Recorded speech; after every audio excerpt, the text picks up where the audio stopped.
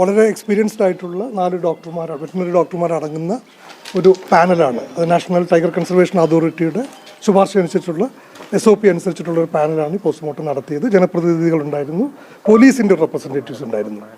അപ്പോൾ പോസ്റ്റ്മോർട്ടത്തിൻ്റെ ഭാഗമായിട്ട് നമ്മൾ നോക്കുമ്പോൾ അതിൽ ഒരു മെറ്റാലിക് പാർട്സ് ഒന്നും ഇതിനകത്ത് കാണുന്നില്ല. അപ്പോൾ അതുകൊണ്ട് അത്തരത്തിലുള്ള കാര്യങ്ങളെല്ലാം റൂൾ ഔട്ട് ചെയ്യേണ്ടായി.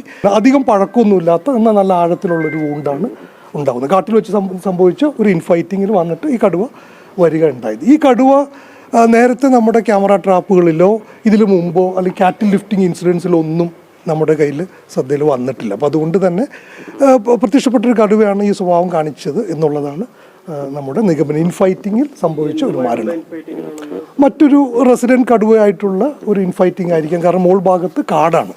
അപ്പോൾ ആ കാട്ടിൽ കടുവകൾ ഉണ്ടാകുന്ന പ്രദേശം കൂടിയാണ് മേൽഭാഗം. അപ്പോൾ അത്തരം പ്രദേശത്തിലേക്ക് ഒരു പുതിയ കടുവ, ഇത്തരത്തിൽ നമ്മുടെ ശ്രദ്ധയിൽ പോലും പെടാത്ത ഒരു കടുവ ഒരു അതിൻ്റെ ടെറിട്ടറി തേടി പോകുമ്പോൾ ഇൻഫൈറ്റിംഗ് ഉണ്ടാവുന്നത് സാധാരണ സംഭവിക്കാറുണ്ട്. വയനാടൻ കാടുകളിൽ സംഭവിക്കും.